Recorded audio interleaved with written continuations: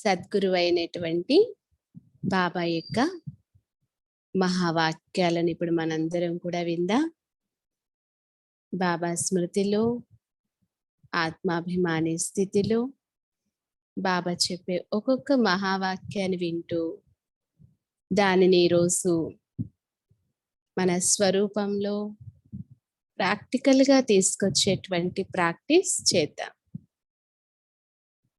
నేను బాబా యొక్క godly student. బాబా నాకు టీచర్గా అయి బాబా నన్ను విశ్వానికే మాలికునిగా తయారు చేసేందుకు ఈ చదువు చదివిస్తున్నారు అనే స్మృతిలో బాబా చెప్పే మురళి మహావాక్యాలను విందాం. ఈ రోజు మురళి తారీఖు జూన్ 17, 2021. मीठे बच्चे, तुम पारलौकिक बाप को यथार्थ रीति जानते हो, इसलिए तुम ही सच्चे प्रीत बुद्धि व आस्तिक कहेंगे. బాబా అంటున్నారు, మధురమైన పిల్లలారా, మీరు పారలౌకిక తండ్రిని యథార్థ రీతిగా తెలుసుకున్నారు కనుక మిమ్మల్ని సత్యమైన ప్రీతి బుద్ధి లేదా ఆస్తికులు అని అంటారు. కనుక సత్యమైన ప్రీతి కలవారు, అలాగే ఆస్తికులు ఎవరు అనేది బాబా ఈ మురళిలో క్లియర్ చేస్తున్నారు. తండ్రిని యథార్థ రీతిగా తెలుసుకున్నటువంటి వారే ఆస్తికులు, సత్యమైన ప్రీతి బుద్ధి కలవారు. మురళి ప్రశ్న, बाप के किस कर्तव्य से सिद्ध होता है कि वह भक्तों का रक्षक है? తండ్రి యొక్క ఏ కర్తవ్యం ద్వారా భగవంతుడు భక్తుల రక్షకుడు అని నిరూపణ జరుగుతుంది? తండ్రి చేసే ఏ కర్తవ్యం ద్వారా వారు భక్తుల రక్షకుడు అని సిద్ధి అవుతుంది, నిరూపణ జరుగుతుంది. समाधानमु, सब भक्तों को रावण के जेल से छुड़ाना, इन सॉल्वेंट से सॉल्वेंट बनाना, यह एक बाप का ही कर्तव्य है. जो पुराने भक्त हैं उन्हें ब्राह्मण बनाकर देवता बना देना, यही उनकी रक्षा है. भक्तों का रक्षक आया है अपने सभी भक्तों को मुक्ति, जीवन मुक्ति देने. బాబా చెప్తున్నారు, భక్తులందరినీ కూడా రావణుని జైలు నుండి విడిపించటం, నిరుపేదల నుండి షావుకారులుగా సంపూర్ణ నిర్వికారులుగా చేయడము, ఇది ఒక్క తండ్రి కర్తవ్యమే.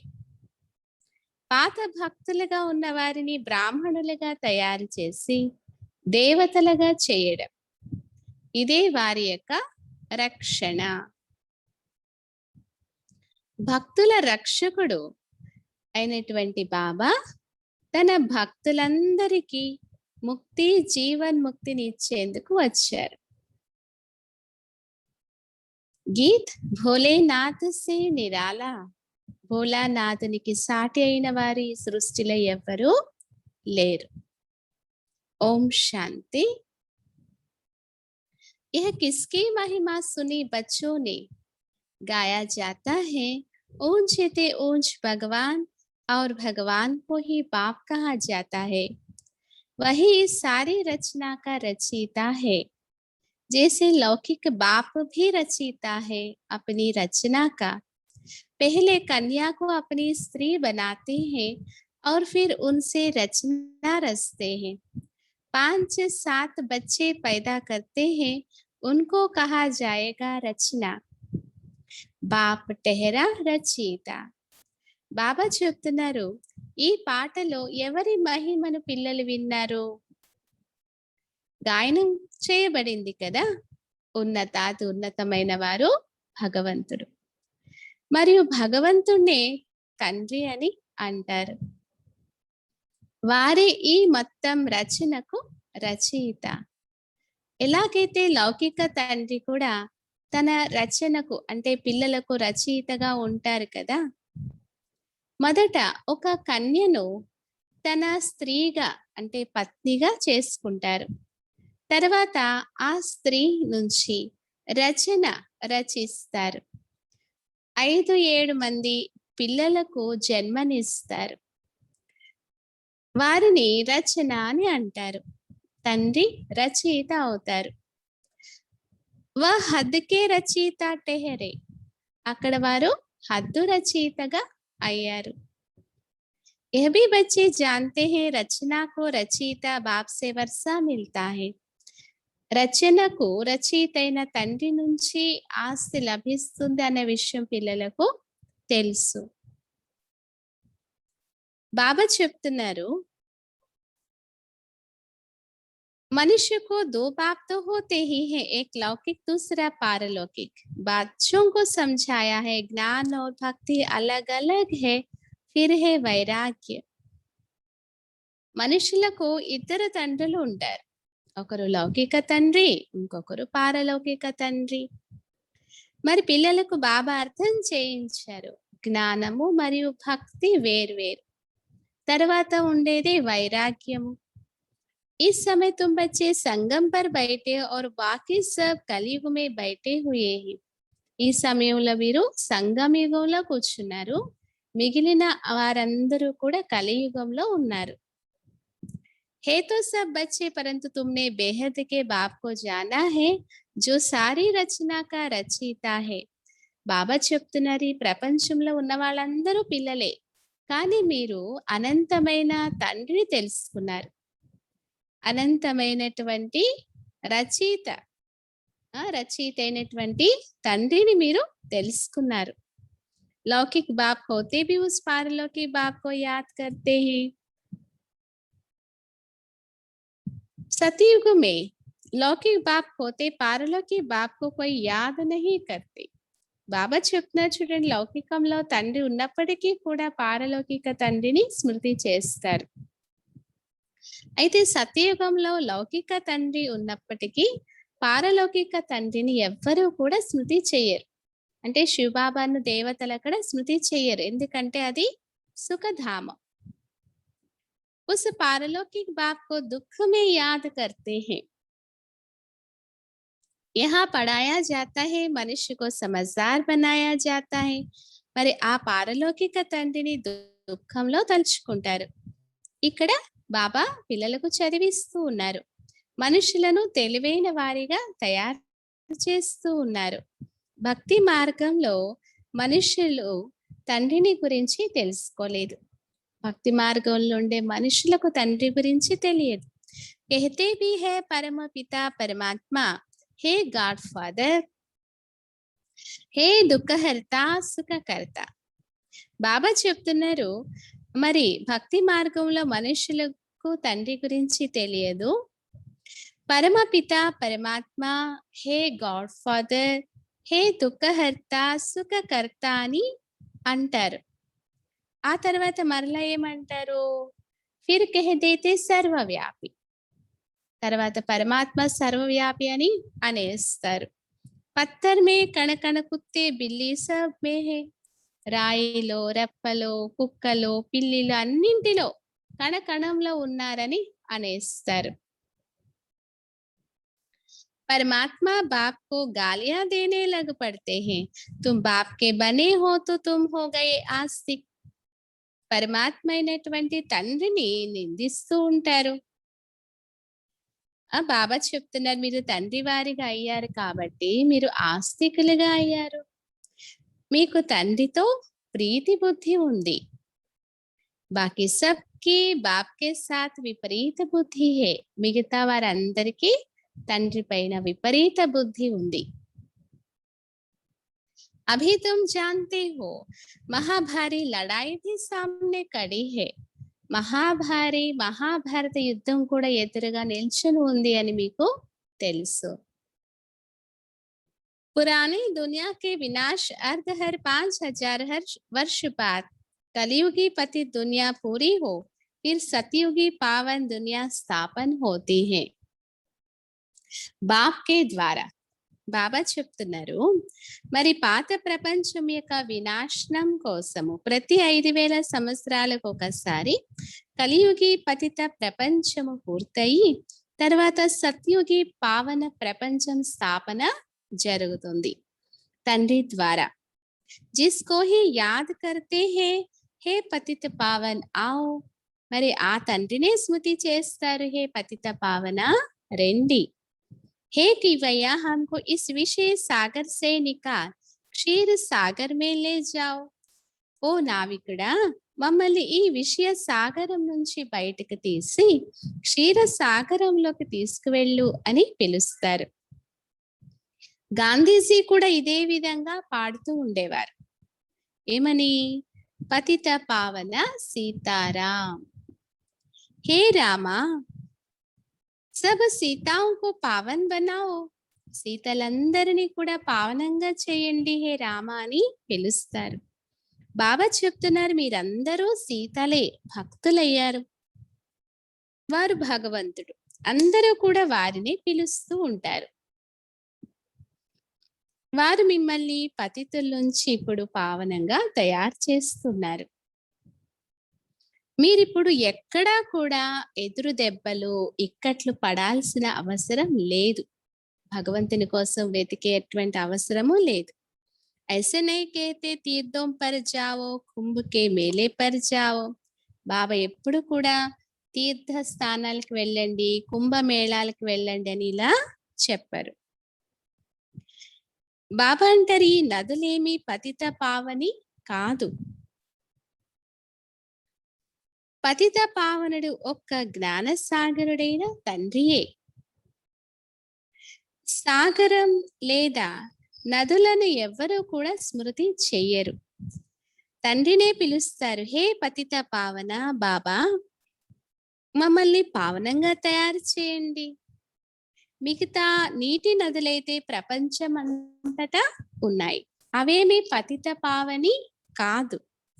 అంటే నీటి నదుల ద్వారా ఎవరు పావనంగా కాలేదు. మరి పతిత పావనుడు ఎవరు? శివ బాబా. పతిత పావనుడని ఒక తండ్రిని అంటారు. వారు ఎప్పుడైతే వస్తారో అప్పుడు వచ్చి పావనంగా తయారు చేస్తారు.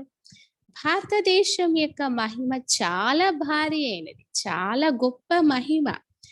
భారతదేశము సర్వధర్మాల యొక్క తీర్థస్థానం.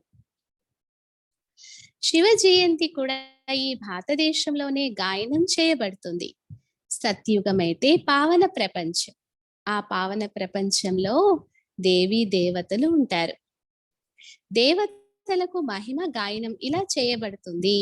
సర్వగుణ సంపన్నులు, 16 కళ సంపూర్ణులు ఎక్సెట్రా.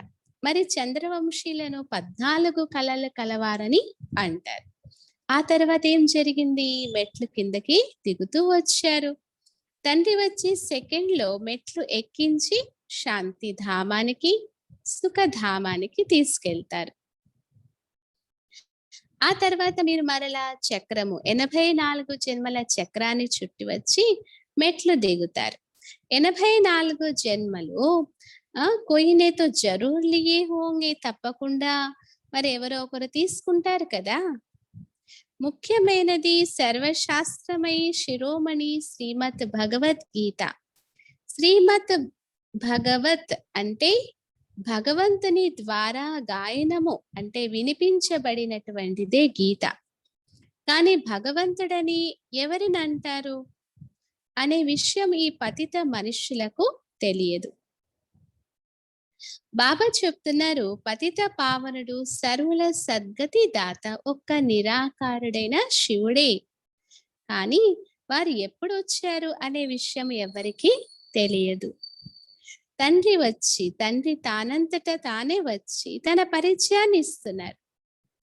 బాబా చెప్తున్నారు, ఇప్పుడు చూడండి, ఈ పిల్లలు అంటే కుమారులు మరియు కుమారులు ఇద్దరూ కూడా ఏమంటారంటే బాబా అని అంటారు.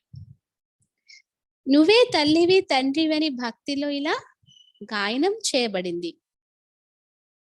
బాబా అంటారు, మీ యొక్క ఈ రాజయోగం నేర్చుకోవడం ద్వారా సుఖపు గనులు లభిస్తాయి హే తండ్రి అని ఇలా పిల్లలు తండ్రి ముందు పాడుతారు. మీరిక్కడికి వచ్చింది బేహద్దు తండ్రి నుండి స్వర్గం యొక్క 21 జన్మల ఆస్తిని పొందడానికి. ఇప్పుడు శివ జయంతి కూడా భారతదేశంలోనే జరుపుకుంటారు. రావణుడు కూడా భారతదేశంలోనే రావణుడి యొక్క రూపాన్ని ఈ భారతదేశంలోనే చూపిస్తారు. కానీ రావణుడంటే ఎవరు, దాని అర్థం ఏమాత్రము తెలియదు. శివుడు మన యొక్క బేహద్ తండ్రి. ఏక్ భీ నహీ జాన్తే, ఈ విషయము ఒక్కరికి కూడా తెలియదు. కేవలము శివుడిని పూజ చేస్తూ ఉంటారు. ఎప్పుడైతే వృక్షం అంతా తమో ప్రధానం అయిపోతుందో, ఈ మనుష్య సృష్టి రూపి వృక్షము, అప్పుడు తండ్రి సృష్టిపైకి వస్తారు. కొత్త ప్రపంచంలో భారతదేశము స్వర్గంగా ఉండేది. భారతదేశము ఎలా ఉండేది? స్వర్గంగా ఉండేది. కనుక అందరం కూడా బాబా స్వర్గం గురించి మురళిలో చెప్తున్నప్పుడు మన బుద్ధి యోగాన్ని స్వర్గం వైపు తీసుకువెళ్ళిపోవాలి. బాబా దేని గురించి చెప్తే దాని యొక్క స్వరూపాన్ని, స్థితిని అనుభూతి చేయాలి బాబా మురళి వినేటప్పుడు. భారతదేశంలోనే సత్యయుగం ఉండేది. భారతదేశంలోనే ఇప్పుడు కలియుగం ఉంది. తండ్రి అర్థం చేయిస్తున్నారు, మీరు మొట్టమొదట స్వర్గానికి మాలికులుగా ఉండేవారు. మనుష్యులు అయినటువంటి మీరు తర్వాత 84 జన్మలు అనుభవించి నరకవాసీలుగా అయిపోయారు. బాబా చెప్తున్నారు, ఇప్పుడు నేను మీకు రాజయోగాన్ని నేర్పించి మనుషుల నుండి దేవతలుగా, పతితుల నుండి పావనంగా తయారు చేస్తున్నాను. భక్తి అనగా బ్రహ్మ రాత్రి, జ్ఞానము అనగా బ్రహ్మ పగలు. బాబా చెప్తున్నారు, బ్రహ్మ కుమారీలైన మీరు పగల్లోకి అంటే సత్యయుగంలోకి వెళ్తూ ఉన్నారు. ఈ పాత ప్రపంచానికి ఇప్పుడు అగ్ని అంటుకోనున్నది. తప్పనిసరిగా ఇది మహాభారత యుద్ధమే. మరి ఈ మహాభారత యుద్ధం తర్వాతనే భారతదేశము స్వర్గంగా అవుతుంది. బాబా చెప్తున్నారు, అనేక ధర్మాలు వినాశనము చెంది ఒకే ధర్మ స్థాపన జరుగుతుంది. బాబా అంటున్నారు, పిల్లలైన మీరు బాబాకు సహాయకులుగా అయ్యి ఆది సనాతన దేవీ దేవతా ధర్మాన్ని స్థాపన చేస్తున్నారు. మీరు స్వర్గానికి బాలికలుగా అయ్యేందుకు యోగ్యులుగా అయిన తర్వాత వినాశనము మొదలవుతుంది. ఇది శివ బాబా రచించిన జ్ఞాన యజ్ఞం. శివుడు అని అన్నా, రుద్రుడు అన్నా ఒకటే. కృష్ణ జ్ఞాన యజ్ఞం అని ఎప్పుడూ కూడా అనరు. సత్య త్రేతాయుగాలో యజ్ఞాలనేవి జరగవు. యజ్ఞం ఎప్పుడు రచిస్తారంటే ఉపద్రవాలు కలిగినప్పుడు, ధాన్యం లభించకపోయినా లేదా యుద్ధాలు మొదలైనా అప్పుడు కూడా శాంతి కోసం యజ్ఞాలు రచిస్తారు. పిల్లలైన మీరు తెలుసుకున్నారు, వినాశనము జరగకపోతే భారతదేశం స్వర్గంగా కాలేదు. భారత మాత శివశక్తి సైన్యమని గాయనం చేయబడింది. వందనా పవిత్రకి కి జాతి హి, పవిత్రమైన వారికే వందనం అంటే నమస్కారం అనేది చేయడం జరుగుతుంది. మీ బాబా చెప్తున్నారు, మాతలైనటువంటి మిమ్మల్ని వందే మాతరం అని అంటారు. ఎందుకంటే మీరు శ్రీమతం అనుసారంగా భారతదేశాన్ని స్వర్గంగా తయారు చేశారు. మరి ఇప్పుడు తండ్రి చెప్తున్నారు, మృత్యువు అందరి యొక్క తలపైన నిల్చొని ఉంది. కాబట్టి ఇప్పుడు ఈ ఒక్క జన్మ పవిత్రంగా అవ్వండి మరియు తండ్రిని స్మృతి చేస్తే మీరు తమో ప్రధానం నుంచి సతో ప్రధానంగా అయిపోతారు. బాబా చెప్తున్నారు, ఇప్పుడు మీరు శూద్రుల నుంచి బ్రాహ్మణులుగా అయ్యి బ్రాహ్మణుల నుంచి దేవతలుగా అవుతారు. అయితే ఇలా దేవతలుగా అవ్వడం ఇదేమి కొత్త విషయము కాదు. కల్పకల్పము ప్రతి 5,000 సంవత్సరాలకొకసారి ఈ చక్రం తిరుగుతూనే ఉంటుంది. నరకం నుంచి స్వర్గంగా అవుతుంది. బాబా చెప్తున్నారు, పతిత ప్రపంచంలో మనుషులు ఏ కర్మలైతే చేస్తున్నారో ఆ కర్మలన్నీ వికర్మలే అవుతాయి.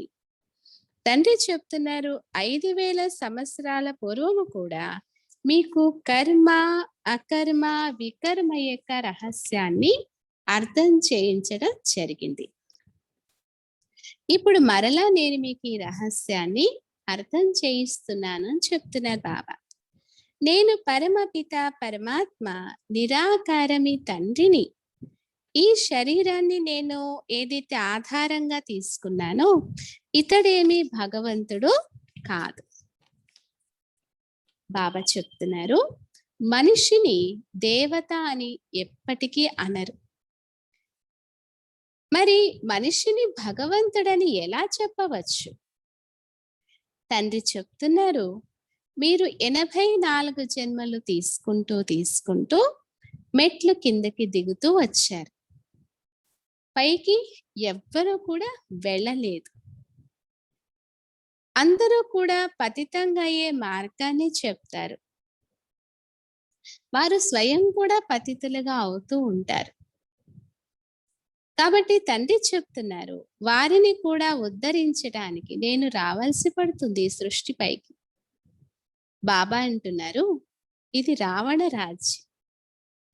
ఇప్పుడు మిమ్మల్ని రావణ నుంచి బాబా అంటున్నారు, ఇప్పుడు మీరు రావణ రాజ్యం నుంచి బయటపడ్డారు. నెమ్మదిగా అందరికీ తెలుస్తుంది. బ్రాహ్మణులుగా కాకుండా శివబాబా నుంచి ఆస్తి తీసుకోలేరు. తండ్రులు ఇద్దరుంటారు. ఒకరు నిరాకారి తండ్రి, ఇంకొకరు సాకారి తండ్రి. ఆస్తి ఒక సాకారి తండ్రి నుండి సాకారి పిల్లలకి లభిస్తుంది, హద్దు ఆస్తి. మరి నిరాకార బేహద్దు తండ్రి నుండి కూడా నిరాకారి ఆత్మలకి బేహద్దు ఆస్తి లభిస్తుంది. బాబా అంటున్నారు, ఇప్పుడు పిల్లలైన మీరు తెలుసుకున్నారు, మధురాతి మధురమైన శివబాబా నుండి మనము 21 జన్మల కొరకు సుఖధామం యొక్క వారసత్వాన్ని తీసుకోవడానికి వచ్చాం. విశ్వానికి మాలికులుగా యోగ బలం ద్వారా అవుతాం. అయితే ఇక్కడ విశ్వానికి మాలికులుగా అవ్వడానికి ఆయుధాలు, శస్త్రాలు ఏవి కూడా లేవు. కనుక తండ్రితో యోగాన్ని జోడించకపోతే బాబా అంటారు, తండ్రితో యోగాన్ని జోడించి వికర్మలను వినాశనం చేసుకొని మీరు విష్ణుపురికి మాలికులుగా అవుతారు. బాబా అంటున్నారు, ఇప్పుడు అమరలోకంలోకి వెళ్ళడానికి మీరు అమర కథను వింటూ ఉన్నారు. అక్కడ సతయుగంలో అకాల మృత్యు అనేదే ఉండదు. దుఃఖం యొక్క నామరూపాలే ఉండవు. పిల్లలైన మీరు శ్రీమతమనుసారంగా నడుచుకుంటూ బేహద్ తండ్రి నుండి శ్రేష్టాతి శ్రేష్టమైన దేవీ దేవతలుగా అయ్యేందుకు వచ్చారు.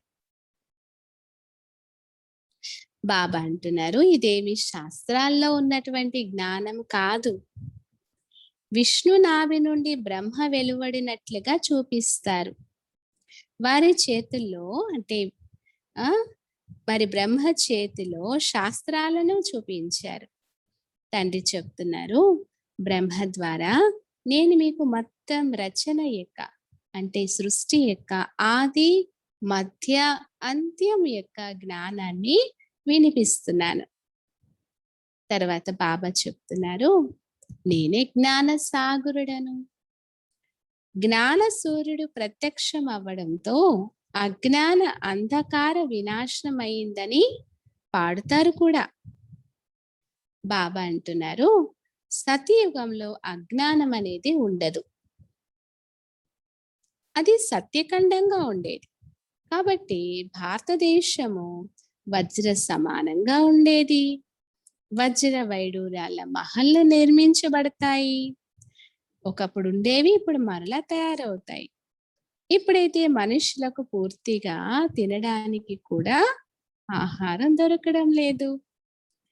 బాబా అంటున్నారు, మరి నిరుపేద విశ్వాన్ని మరలా సంపన్నమైనటువంటిదిగా ఎవరు చేస్తారు?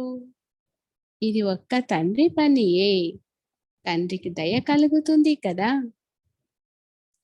బాబా అంటారు, తండ్రికే దయ కలుగుతుంది.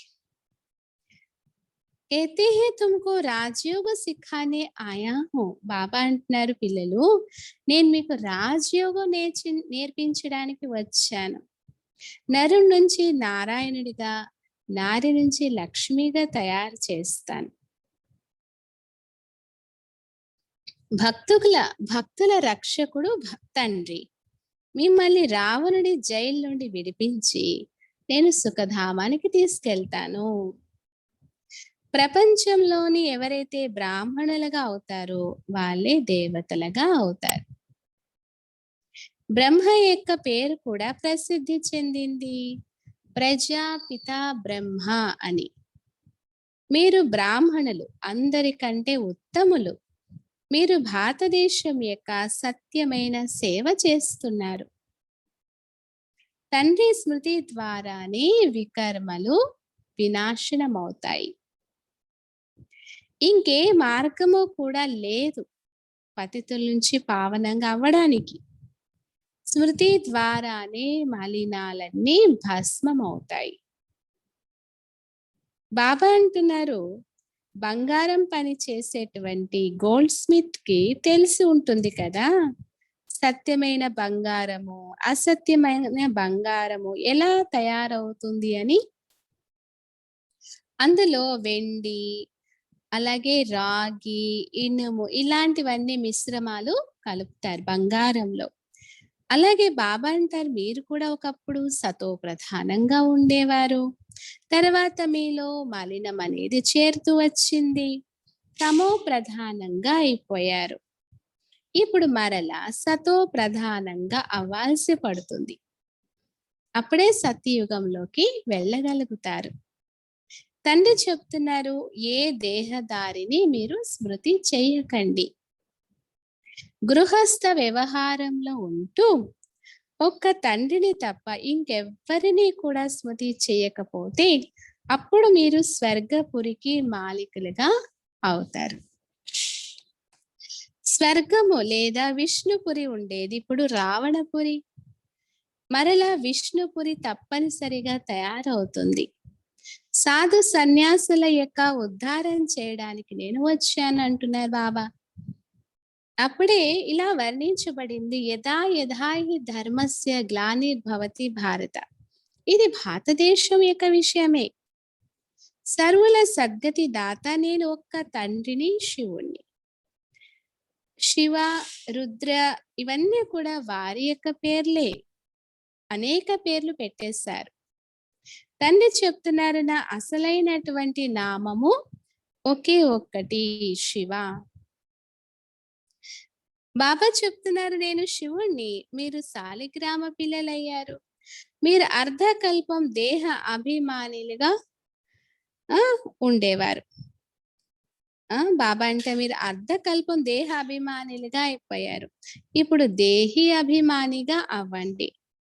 ఒక తండ్రిని తెలుసుకోవడం ద్వారా, తండ్రి ద్వారా మీరు అన్నిటినీ తెలుసుకుంటున్నారు. మాస్టర్ జ్ఞాన్ సాగర్ బన్ జాతే హో. మాస్టర్ జ్ఞాన సాగర్లుగా మీరు అయిపోతారు అని చెప్తున్నారు బాబా.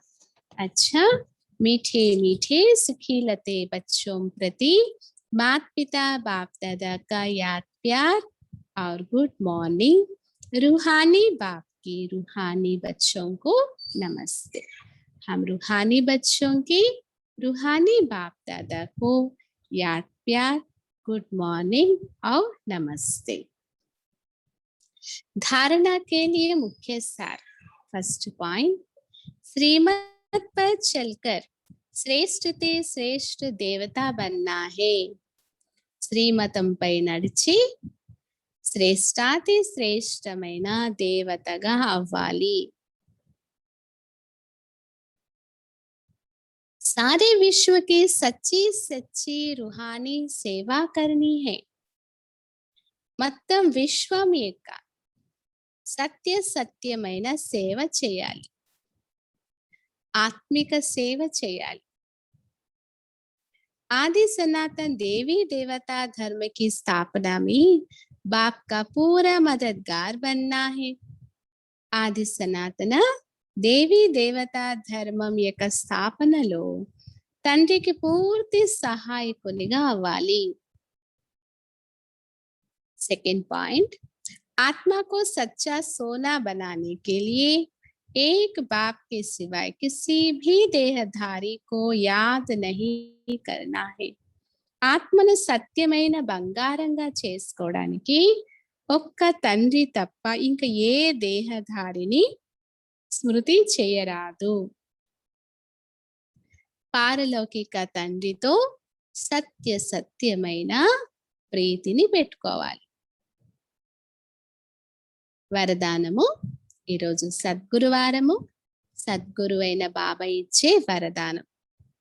अंतर्मुखी वर अपने समय और संकल्पों की बचत करने वाले विघ्न जीत भव. అంతర్ముఖిగా అయ్యి మీ సంకల్పాలను మరియు సమయాన్ని పొదుపు చేసేటువంటి విఘ్న జీత్ భవ.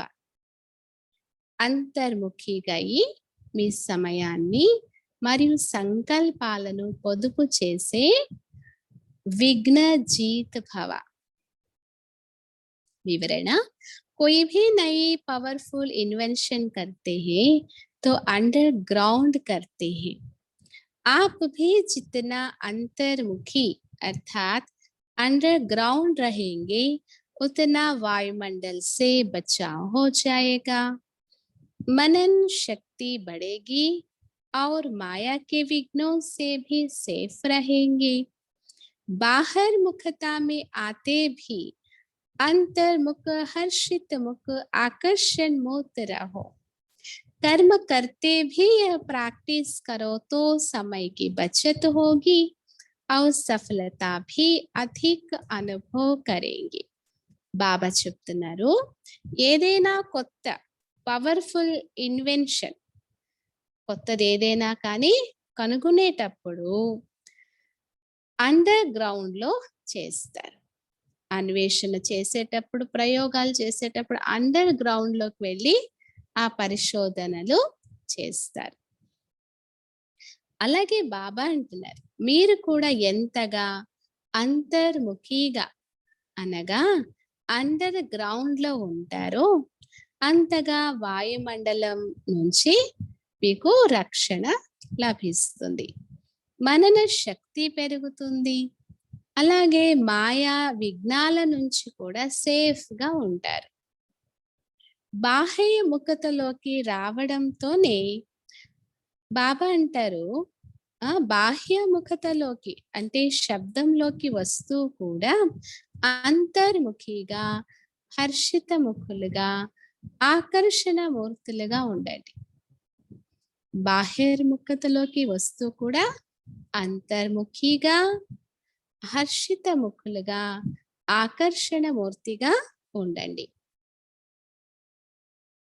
కర్మ చేస్తూ కూడా ఈ ప్రాక్టీస్ చేసినప్పుడే సమయము పొదుపు అవుతుంది మరియు సఫలత కూడా అధికంగా అంటే ఎక్కువగా అనుభవము చేస్తారు.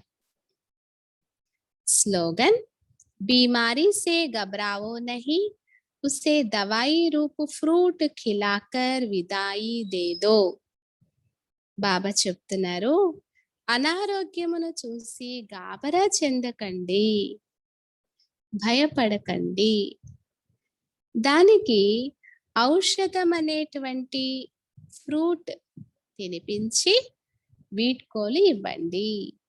మెడిసిన్, మందు అనేటువంటి ఫ్రూట్, డ్రై ఫ్రూట్ ఇచ్చి దానికి ఆ రోగానికి వీడ్కోలు ఇవ్వండి. మాతేశ్వరి మమ్మ యొక్క అమూల్యమైన మహావాక్యాలు విందాము. మమ్మ చెప్తున్నటువంటి విషయము, మనుషులు సాక్షాత్కారంలోకి ఎలా వెళ్తారు? मनुष्य साक्षात्कार में कैसे जाते हैं? ये जो साक्षात्कार में जाना होता है तो इसकी फिलासफी भी बहुत महीन है. ఈ సాక్షాత్కారాల్లోకి వెళ్ళడం ఏదైతే ఉందో దీని యొక్క ఫిలాసఫీ చాలా సూక్ష్మమైనది. यह अंतर्वाक शरीर से जाकर घूम आते हैं. ఇది సాక్షాత్కారంలో ఏం జరుగుతుందంటే అంతర్వాహక శరీరంతో తిరుక్కొని వస్తారు, భ్రమణం చేసి వస్తారు. जैसे कोई बाहर घूमने जाते हैं ना, तो ऐसे नहीं घूमने गया तो मरा, वो घूमकर फिर वापस लौट कर आएगा ना. అమ్మ చెప్తున్నారు చూడండి, ఉదాహరణకు మీరు ఎక్కడికైనా సైట్ సీన్స్ చూడడానికి వెళ్తారు కదా, మరి వెళ్ళిన తర్వాత అలాగే అక్కడ తిరుక్కుంటూ అక్కడే ఉండిపోరు కదా, అక్కడే మరణించరు కదా, మళ్ళా తిరుక్కొని మళ్ళా వాపస్ వస్తారు కదా. तो यह भी आत्मा इस बॉडी से निकल अंतर्वाक शरीर से सैर करने जाती है. थोड़े समय के लिए इनकी आत्मा उड़ता पंछी है. यह भी परमात्मा का काम है जो उनकी रस्सी को खींच दिव्य दृष्टि से उनको साक्षात्कार कराता है. మమ్మ చెప్తున్నారు, అలాగే ఇక్కడ కూడా ఆత్మ ఈ శరీరం నుంచి వెలువడి అంతర్వాహక శరీరంతో విహరించడానికి వెళ్తుంది. కొద్ది సమయం కొరకు వారి ఆత్మ ఎగిరే పక్షిలాగా అయిపోతుంది. ఇది కూడా పరమాత్మ యొక్క పనియే. మరి వారి యొక్క దారాన్ని లాగి దివ్య దృష్టితో వారికి సాక్షాత్కారము చేయించటం జరుగుతుంది. जैसे रात को हम जब शरीर से न्यारी आत्मा हो सुख पथ अथवा स्वप्न की अवस्था में चले जाते हैं, तो उसी समय शरीर शांत है तो देह और देह के धर्म भूल जाते, परंतु ऐसे नहीं कोई शरीर मर गया. फिर जब जागृत में आता है तो उस रात के सपने की अवस्था का वर्णन कर सुनाते हैं. మమ్మ చెప్తున్నారు చూడండి, ఏ విధంగా రాత్రి సమయంలో మనము శరీరం నుంచి అతీతమైన ఆత్మగా అయి సుఖ స్థితిలో లేదా స్వప్న స్థితిలోకి వెళ్ళిపోతూ ఉంటాము. మరి ఆ సమయంలో శరీరము శాంతిగా ఉంటుంది, దేహము దేహ ధర్మాలని మర్చిపోతారు. కానీ అలాగని శరీరము మరణించిందని కాదు కదా. నిద్రించే సమయంలో పూర్తిగా శరీరం శాంతి అయిపోతుంది, దేహము దేహ ధర్మాలు ఇవన్నీ మర్చిపోయి ఉంటారు నిద్రించే సమయంలో. అలాగని మరణించారని కాదు కదా. ఆ తర్వాత ఎప్పుడైతే మేల్కుంటారో, జాగృతిలోకి వస్తారో, అప్పుడు ఆ రాత్రిలో చూసినటువంటి ఆ స్వప్నముల యొక్క స్థితి, ఏమేమి స్వప్నాలు చూశారు, కళలు చూశారు, దాని యొక్క వర్ణన కూడా చేసి వినిపిస్తారు. वैसे परमात्मा के साथ योग लगाने से परमात्मा फिर दिव्य दृष्टि से आत्मा को सैर कराते हैं. అలాగే పరమాత్మతో యోగం జోడించటంతో పరమాత్మ దివ్య దృష్టి ద్వారా ఆత్మని విహరింప చేస్తారు. फिर जब ध्यान से उठते हैं तो वो देखा हुआ साक्षात्कार फिर वर्णन कर सुनाते हैं कि हम यह देख कर आए. ఎప్పుడైతే ఆ ధ్యానం నుంచి, ఆ ట్రాన్స్ నుంచి ఎప్పుడైతే వస్తారో అప్పుడు చూసినటువంటి ఆ సాక్షాత్కారం గురించి వర్ణన చేసి వినిపిస్తారు. మేము ఇది చూసి వచ్చాము అని అంటారు. तो वह स्वप्न रजोगुण तमोगुण भी होता है. यह ध्यान फिर सतोगुण अवस्था है. ఇది సాధారణంగా మామూలుగా మనుషులకు వచ్చేటువంటి ఆ స్వప్నాలు అనేవి రజోగుణంగా ఉంటాయి, తమో గుణంగా కూడా ఉంటాయి. కానీ ఈ ధ్యానం అనేది సతో గుణ అవస్థలో ఉన్నటువంటిది అని చెప్తున్నారు. అంటే ఈ ట్రాన్స్ లో చూసినటువంటి సాక్షాత్కారాలు సతో గుణ స్థితిలో ఉన్నప్పుడు వస్తాయి. तो ध्यान में कोई शरीर मरता नहीं है मगर शरीर की भासना गुम हो जाती है. కాబట్టి ధ్యానంలోకి వెళ్ళినప్పుడు ట్రాన్స్ లోకి వెళ్ళినప్పుడు ఎవరి యొక్క శరీరము మరణించదు, కానీ శరీరం యొక్క ఫీలింగ్ అనేది, దేహ స్మృతి అనేది మాయమైపోతుంది. जैसे क्लोरोफॉर्म देने से शरीर की सुध बुध भूल जाती है. देखो डॉक्टर जब कोई अंग को डेड करते हैं तो इंजेक्शन लगाकर डेड कर देते हैं, परंतु और इंद्रियां तो चलती हैं. तो ध्यान भी इसी तरह से है कि आत्मा कोई उड़कर सैर कर आती है परंतु शरीर मर नहीं जाता. अब यह रस्सी खींचने की स्मृति भी परमात्मा में भी है, ना कि मनुष्यात्मा में है. మమ్మ ఎంత చక్కటి ఉదాహరణ చెప్తున్నారో చూడండి. ఎలాగైతే క్లోరోఫామ్ వేయడం వల్ల శరీరం యొక్క స్పృహ అనేది మర్చిపోతారు, స్పృహ తప్పిపోతారు క్లోరోఫామ్ వేయడం వల్ల. డాక్టర్స్ కూడా చూడండి, ఏదైనా ఒక ఇంద్రియాన్ని అక్కడ డెడ్ చేయాలంటే, దాని యొక్క కాన్షియస్ ని పోగొట్టాలంటే ఏం చేస్తారు? ఎనస్థీషియా ఇస్తారు కదా. అప్పుడు ఆ ఎనస్థీషియా ఇంజెక్షన్ వేసి ఆ భాగం యొక్క నొప్పి లేకుండా వాళ్ళు డెడ్ చేస్తారు కదా. తిమిర వచ్చేస్తుంది కదా ఇంజెక్షన్ వేసినప్పుడు. మిగతా ఇంద్రియాలన్నీ నడుస్తుంటాయి, పనిచేస్తూ ఉంటాయి, కానీ ఆ ఒక్క భాగం మాత్రం పనిచేయకుండా ఉంటుంది. అలాగే ట్రాన్స్ లోకి వెళ్ళినప్పుడు కూడా ఇదే విధంగా ఆత్మ ఎగిరి వెళ్ళి విహరించడానికి వెళ్తుంది, మళ్ళా వచ్చేస్తుంది, కానీ శరీరం ఏమీ మరణించదు. మరి ఇప్పుడు ఈ దారాన్ని, అంటే బుద్ధి యొక్క దారాన్ని లాగేటువంటి ఆ స్మృతి కూడా పరమాత్మలోనే ఉందే తప్ప మనుష్యాత్మలో లేదు అని చెప్తున్నారు బాబా. ఈ విధంగా మమ్మ ఈ సాక్షాత్కారాలలో ఉన్నటువంటి సూక్ష్మమైనటువంటి రహస్యాల గురించి ఈరోజు మనకి తెలియచేశారు. అచ్చా, ఓం శాంతి.